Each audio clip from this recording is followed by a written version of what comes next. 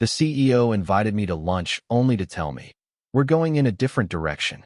After 11 years of building the tech division from nothing, I was being replaced by the owner's nephew. I didn't argue. I didn't protest. I smiled, nodded, and replied, "These things happen." That was the moment they thought they had won. But they had no idea what I had prepared for this day.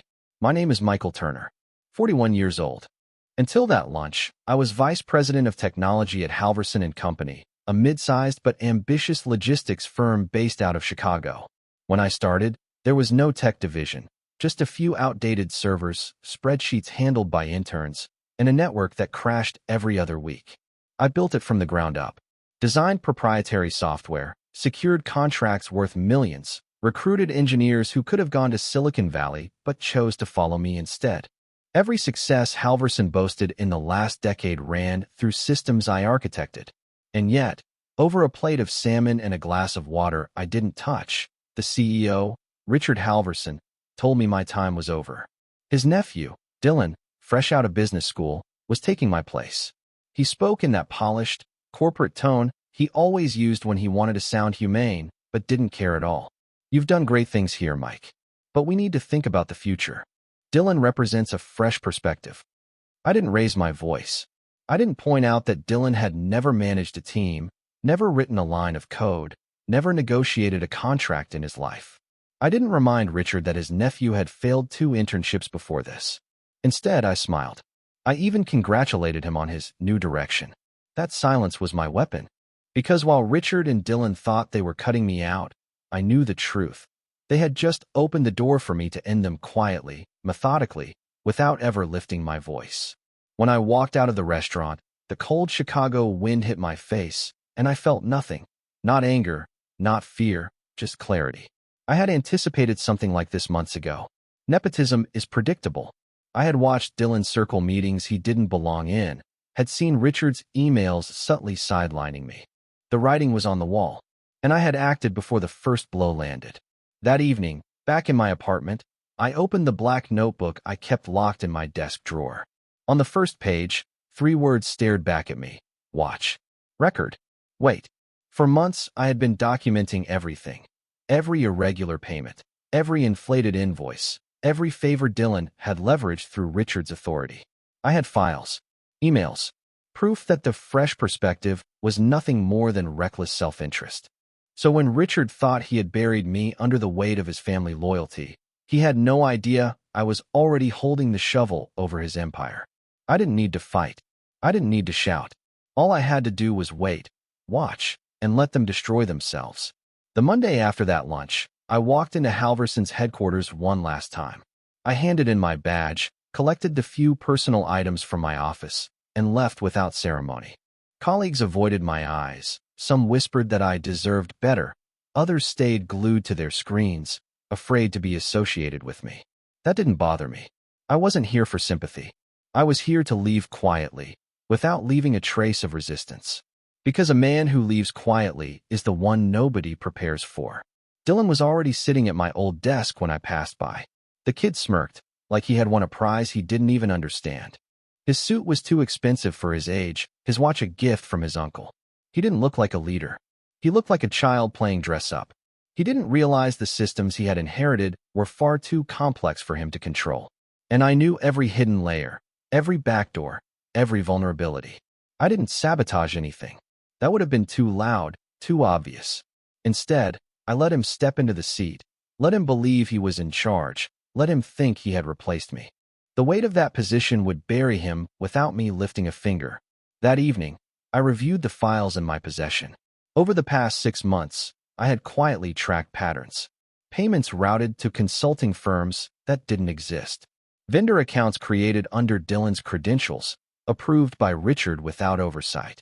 Contracts pushed through without legal review. Small amounts at first, 50,000 here, 100,000 there. But the numbers had been climbing. I had proof they had already moved millions. I didn't confront anyone. I didn't run to regulators yet. I needed Dylan and Richard to dig the hole deeper. The deeper it went, the less chance they had of climbing out. My role was simple: wait, document, and tighten the net when the time came. Claire, my sister, called me that week to check in. She'd heard through mutual friends that I'd left the company. I told her I was fine. She asked if I was angry. I told her no. Anger burns too fast. I wasn't angry. I was focused. Focus sharpens with silence. By Friday, Dylan had already made his first mistake. A system update was pushed live without proper testing, causing delays across 3 major contracts. Clients were furious, staff were scrambling, and Dylan was nowhere to be found. He had skipped out early to attend a family dinner. Richard covered for him, calling it growing pains. But inside the company, employees were whispering. They knew leadership was cracking. I sat in my apartment, listening to the rain against the window, watching the city lights flicker across the skyline. I didn't need to make noise. They were making enough noise on their own. My silence was more powerful than anything I could have said. And that silence was only just beginning to work. By the 3rd week, Halverson and company had already begun to stumble. Dylan strutted into meetings with empty confidence, speaking in polished business school jargon that meant nothing to the engineers or managers who actually kept the systems alive. He wanted to sound visionary, but his words were hollow. And while he fumbled, I was quietly watching from the outside. My old team still trusted me. Some of them reached out, cautiously, from personal accounts. They didn't say much, but their silence between lines spoke volumes. The system updates Dylan pushed were breaking more than they fixed. Clients were threatening to walk. And yet Richard defended him, saying, "New leadership always comes with turbulence." I had heard those exact words before, always spoken by executives who had no idea what was truly happening beneath them. I opened my archive that night and traced the patterns again. The shell vendors Dylan had created were multiplying. More money was flowing out, hundreds of thousands turning into millions. He wasn't just incompetent. He was greedy. And Richard was shielding him because blood ran thicker than reason. I didn't move yet. Silence was still my strategy. Exposing them now would make me look like the bitter ex-employee, a man with a grudge. I needed time to let the corruption expand until it became undeniable. That was when my evidence would hit hardest. But patience doesn't mean doing nothing. While Dylan burned through the division I had built, I strengthened my position. I reached out to Mark Carson, an old college friend who now worked as a financial investigator for a federal agency. I didn't tell him everything, not yet. I only hinted at irregularities, enough to plant a seed. His response was measured. "If you've got proof, hold it. When the time comes, we'll know what to do." That was exactly what I intended. Meanwhile, Richard doubled down on his nephew. He promoted Dylan in a company-wide announcement, praising his visionary leadership. I watched the video online, the forced applause in the background, the hollow smiles. I could see in the employees' eyes what they really felt: doubt, frustration, fatigue. They didn't trust him. They tolerated him. I didn't call anyone. I didn't gloat. I just noted it in my black notebook, another fracture in the facade. Late one night, Claire asked me if I regretted giving so many years to Halverson. I told her no. I had learned something valuable in that time. Empires don't fall because of outside attacks. They collapse from the weight of their own corruption. All it takes is someone patient enough to let gravity do the work. As I closed the notebook, I knew the gravity was pulling faster now. Dylan and Richard didn't realize it yet, but they were already standing at the edge of their own downfall. And all I had to do was wait. By the 4th week, the silence inside Halverson and Company was becoming louder than any words. Employees who once filled meetings with ideas now sat in uncomfortable quiet. Deadlines slipped. Clients grew restless. And Dylan, oblivious, kept smiling like he was in control. He wasn't. The control he thought he had was slipping through his fingers, and I was documenting every fall. I spent long nights combing through digital trails. Every payment Dylan authorized left a footprint. The consulting firms he pushed money toward didn't have employees, didn't have offices, just P.O. boxes and checking accounts. At first glance, the invoices looked legitimate, but the pattern was clear. He was siphoning money out with Richard's blessing. It was fraud hidden inside corporate jargon, small enough to pass unnoticed, steady enough to grow into millions. I kept everything, every file, every signature, every timestamp. My folder was no longer just evidence. It was a weapon, but I wasn't ready to use it. Not yet. I wanted Dylan and Richard to keep digging. The deeper the hole, the harder it would be to climb out. One of my old engineers, David, reached out through a personal email. He didn't ask me directly, but his words carried weight. Things aren't the same here. Feels like we're being steered off a cliff. I didn't respond. I couldn't. But I noted the message in my notebook. The staff had begun to see what I had known for months. Leadership was rotting from the inside. Meanwhile, Richard clung to appearances. He hosted investor dinners, promising innovation and growth, parading Dylan as the future of the company. I watched the photos appear online, his nephew in tailored suits, grinning like a man who thought he had earned it.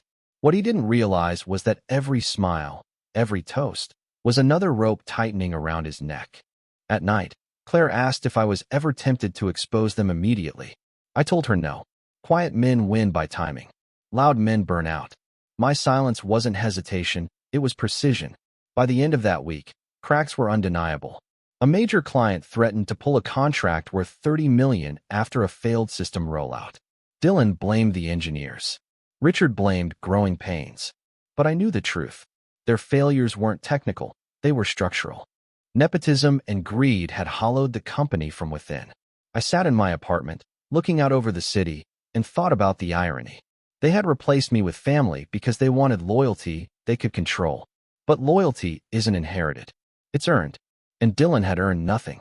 The empire I had built was shaking. And the best part was, I didn't have to push. All I had to do was wait. By the 5th week, the pressure inside Halverson and Company had turned into cracks wide enough for everyone to see. The tech division, the one I had built brick by brick, was collapsing under Dylan's careless weight. Projects were missing deadlines, security patches went untested, and clients were furious. Yet Richard kept insisting it was all part of innovation. That word had become his shield, flimsy and transparent. I didn't interfere. I didn't leak documents or make phone calls. I simply sat in my apartment each night, cross-checking the files I'd collected against the news reports and company announcements. Everything matched. The patterns I had tracked were now visible to the outside world. Investors started asking questions, and the company's stock began to dip. Small at first, then sharper. Markets don't forgive doubt. One night, David sent another message. He wrote, "People are scared. Dylan keeps signing off on things that don't make sense. We're bleeding money." I read it twice, then closed the laptop. I wouldn't involve him. The less he knew about what I held, the safer he would be. But I added his words to my notebook. They confirmed what I already knew. Fear was spreading. Not the loud kind, the quiet kind. The kind that seeps into a company's culture until no one trusts anyone else. That fear was my silent ally. By midweek, Dylan tried to cover his tracks. He called a mandatory all-hands meeting and gave a polished speech about transparency and long-term growth. He wore the same expensive watch, the same smug smile, but his eyes betrayed him. The engineers weren't convinced. The managers weren't convinced. And the clients definitely weren't. That night, I opened my files and assembled the first package. Not everything, not yet. Just enough to raise alarms. I sent it anonymously to a journalist I trusted, a man I'd worked with years ago when he covered corporate fraud. I didn't sign it. I didn't need to. The documents spoke louder than any name attached to them. 2 days later, the article hit. Irregularities in Halverson's financial division raised questions. It wasn't an accusation, it was a spark. Enough to catch attention, to make people wonder, to make investors nervous. The stock fell another 5% in a single afternoon. I didn't celebrate. I didn't even smile. This wasn't the victory, it was just the beginning. Claire noticed I slept better that week. She thought maybe I was healing from losing my job. I didn't correct her. The truth was simpler. I wasn't healing. I was waiting. And waiting was exactly what Richard and Dylan didn't expect. They thought silence meant weakness. But silence was the one thing that was going to bring their empire to its knees. By the 6th week, the ripple I had sent into the water was becoming a wave. The article spread across industry news, forcing Halverson and Company into the spotlight. Richard called it misleading in a press release. Dylan dismissed it as a smear campaign from competitors. But denial doesn't stop questions, and the questions kept multiplying. Inside the company, the silence I'd left behind had become suffocating. People no longer spoke openly in hallways. Conversations died when doors opened. My contacts told me that engineers were leaving in groups, recruiters were circling like vultures, and meetings felt more like interrogations than planning sessions. Fear had turned into paranoia. I kept my distance. Every evening I sat at my desk, reviewing the files I had gathered. The evidence was airtight. Wire transfers, offshore accounts, inflated vendor contracts with Dylan's digital signature attached. The kind of proof that didn't just damage careers, it destroyed them. But I wasn't finished. Not yet. I prepared a second package, larger than the first. This time, I didn't send it to a journalist. I sent it directly to federal regulators. A quiet envelope, no return address, no explanation beyond the documents themselves. I wanted the storm to come from outside, not from me. The timing was perfect. 2 days later, the stock plunged another 10%. Investors demanded an emergency board meeting. Richard tried to reassure them, tried to project strength, but even through his carefully rehearsed words, the cracks showed. Confidence was gone. Dylan, meanwhile, grew reckless. He pushed through a new round of vendor payments. Millions routed to shell companies with names so thinly disguised they could barely withstand a Google search. He thought he was untouchable, protected by blood and title.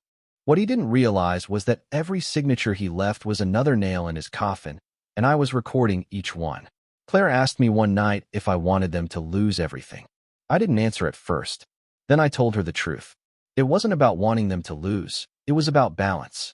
They had built their empire on the backs of others, on stolen credit and stolen money. Balance meant letting the weight of their greed drag them under. By Friday, federal auditors walked through Halverson's front doors. Suits, briefcases, badges. They didn't come quietly, and they didn't leave quickly. Staff watched them comb through records, demand access, copy files. Richard claimed it was routine.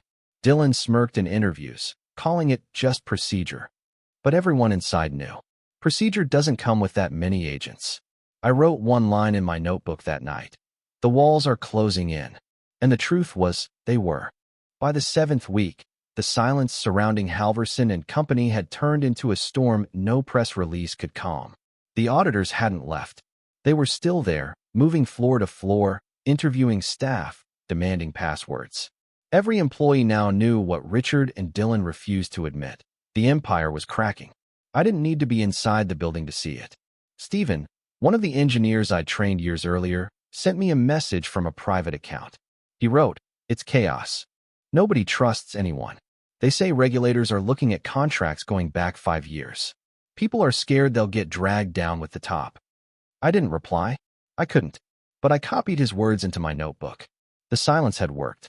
Fear had grown teeth. Meanwhile, the stock continued to spiral.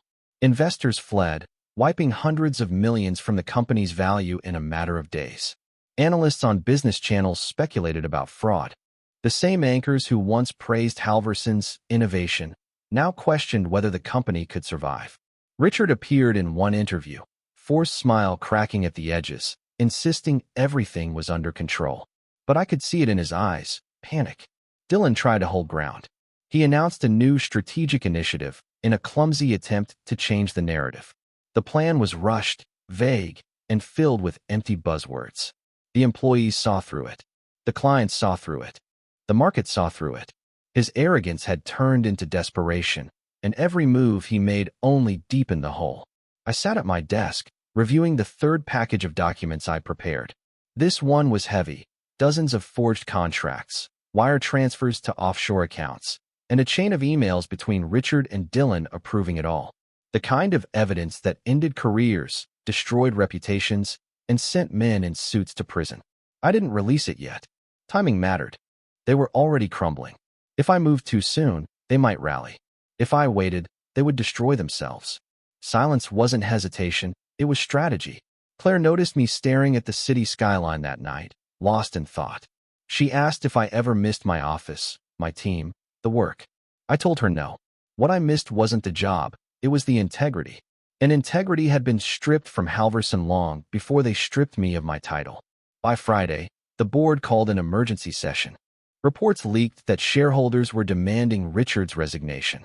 Dylan wasn't mentioned in the articles, but he didn't need to be. Everyone knew he was the shadow behind the scandal. I closed my notebook that night and wrote one line. The blood is in the water. The sharks are circling. And all I had to do was let the feeding frenzy begin. By the 8th week, the collapse was no longer a whisper inside the company. It was a headline. The financial press tore into Halverson and Company, dissecting every rumor, every leak, every unexplained transfer. What once looked like a powerful empire now looked like a sinking ship. And Richard, the man who once dismissed me over lunch, was standing on the deck, pretending the water wasn't rising. I had waited long enough. That Monday morning, I sent the third package. Dozens of files, contracts, and emails. I didn't send them to journalists this time. I sent them directly to the board of directors. Every member received an anonymous envelope. Inside was proof of Richard and Dylan's fraud. 600 million siphoned through sham vendors and offshore accounts. Their signatures, their approvals, their arrogance in black and white. By noon, panic hit. Stephen messaged me again, saying the board was split. Some demanded Richard step down immediately. Others wanted to buy time, hoping to salvage the company before regulators tore it apart. But there was no salvaging. The documents had spoken, and silence from Richard only confirmed what everyone feared. He was guilty. Dylan, however, didn't stay quiet. He tried to rally support among the younger managers, insisting it was all a misunderstanding. But desperation doesn't inspire loyalty. It repels it. Stephen wrote that most of the team avoided him. Some even laughed when he wasn't looking. His so-called leadership was collapsing faster than the stock price. That night, Claire asked if I felt satisfaction watching them unravel. I told her it wasn't satisfaction. Satisfaction is fleeting. This was something colder, steadier. It was inevitability. When you build on lies, collapse isn't an accident, it's the outcome. The next morning, Richard skipped his usual press briefing. Instead, the board announced an internal investigation and suspended both him and Dylan. For a moment, the market tried to steady itself. Shares ticked upward, as if pretending the storm had passed. But storms don't end with suspension. They end with exposure. I had one last package ready. The heaviest of them all. It contained everything I hadn't yet revealed, the offshore account details, the full transaction history, the names of foreign banks holding their money. Evidence that didn't just show fraud, but showed deliberate, calculated theft. Evidence that would guarantee criminal charges. I didn't send it yet. Timing was everything. That night, I stood at my window, watching the Chicago skyline shimmer in the dark. Somewhere in those towers, Richard and Dylan were scrambling, begging lawyers to fix the unfixable. They had taken everything from me with a single lunch, but now I had taken everything from them without raising my voice. I closed my notebook and wrote one final line for the day. Tomorrow, the silence ends. The 9th week began with headlines no company could recover from. Federal probe targets Halverson and Company. Splashed across the financial press, followed by words that investors dread. Fraud, embezzlement, criminal investigation. Their stock didn't just dip this time. It plummeted, wiping out hundreds of millions in value in a single trading day. And I hadn't even played my last card. I woke up early that morning, made coffee, and opened the final package I had prepared. Inside were the offshore account numbers, the complete chain of wire transfers, the contracts showing Dylan's fake vendors, and the emails tying Richard to every decision. It was the entire skeleton of their corruption, stripped of flesh, impossible to ignore. I uploaded copies to 3 different secure channels: federal investigators, state regulators, and the Financial Crimes Unit. By noon, the package was in their hands. I didn't wait for confirmation. I didn't need it. I knew the silence that followed would say more than words ever could. Stephen messaged me later that day. He wrote, "The building feels dead. Agents everywhere. People are cleaning out desks. Nobody believes we'll survive this." I could almost hear the hollow quiet in his words. The same silence that had been my weapon now strangled the halls of Halverson itself. Richard tried one last move. Late that evening, he called a press conference. He stood at the podium, suit perfect, tie straight, eyes tired but defiant. He said the company was cooperating, that the allegations were exaggerated, that Halverson would emerge stronger. But halfway through, the reporters stopped listening. News had already broken online. Dylan had been escorted out of headquarters by federal agents. The nephew who had replaced me, the so-called fresh perspective, was gone in handcuffs. That image spread faster than any press statement Richard could spin. Investors fled completely. Clients canceled contracts. Partners severed ties. The name Halverson and Company, once spoken with pride, now carried the stench of scandal.